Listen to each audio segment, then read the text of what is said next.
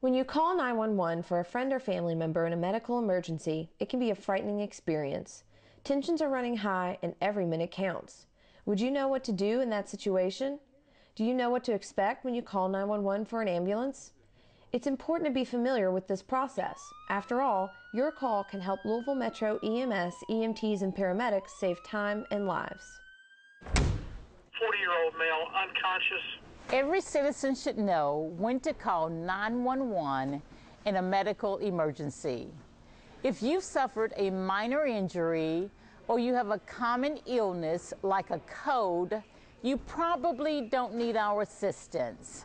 That means we can stay on the streets for someone who desperately needs emergency attention.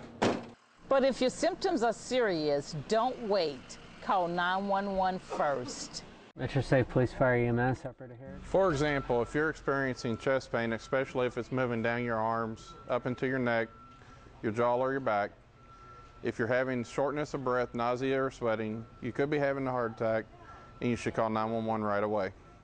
If you're experiencing numbness or weakness in your arm or leg on one side of your body, or if you have a sudden severe headache, blurred vision, or are slurring your speech, you could be having a stroke, and someone should call 911 immediately.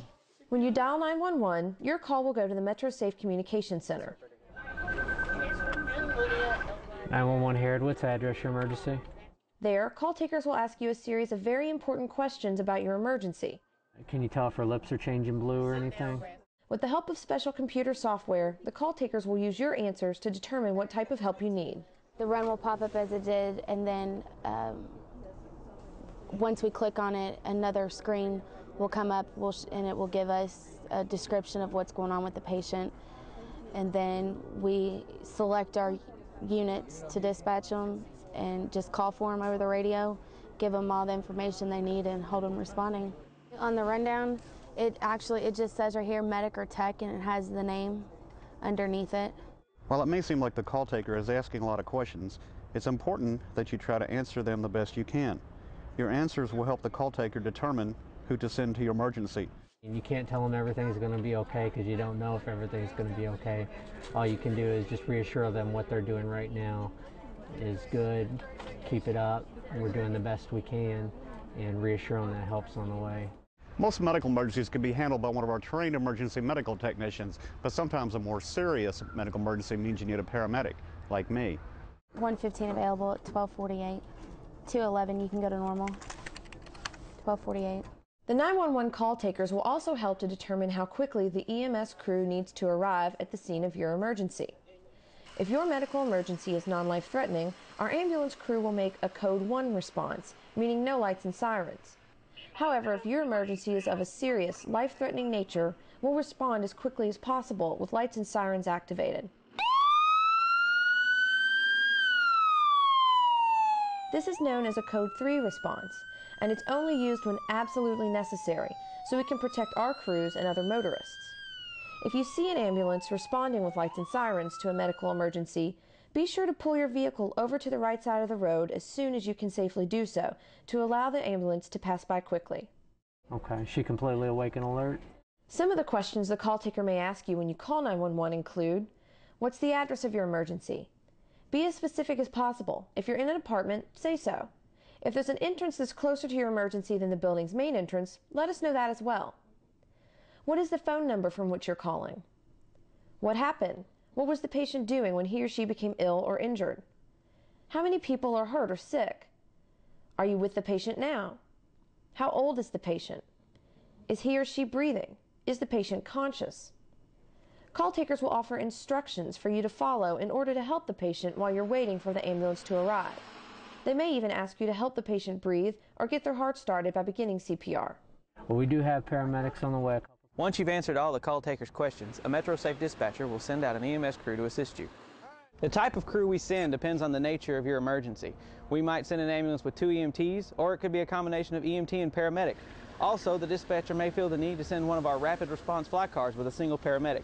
Either way, you can rest assured that the ambulance crew you're getting is fully trained and capable to handle your emergency.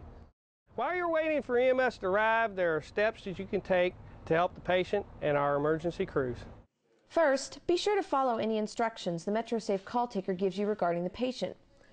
In some cases, it may be necessary to perform CPR. If you or someone nearby is trained in CPR, go ahead and start it. If you can, try to clear a path to the patient so our crews can get in and out easily. Remember, we'll be bringing in a large stretcher and lots of medical equipment, so if you can, clear some space so our providers can work on the patient when we arrive. If there are pets in the home, be sure to secure them in another room. It protects not only your pet, but our emergency crews as well. Pets can be very territorial, and if their owner's in trouble, they may not understand that our medical providers are there to help. If you're in a large building or if your location is difficult to find, try to post someone in a visible location so the crews can be directed to the scene quickly. If it's nighttime and you're calling from a home address, turn on a porch light to alert responders to your location. Be sure your street address is clearly marked and located in a highly visible location on your home so our crews know when they've found the right place. Gather together any medications the patient is taking at the time.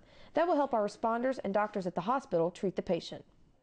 Once we arrive at the patient's side, our personnel will assess the situation.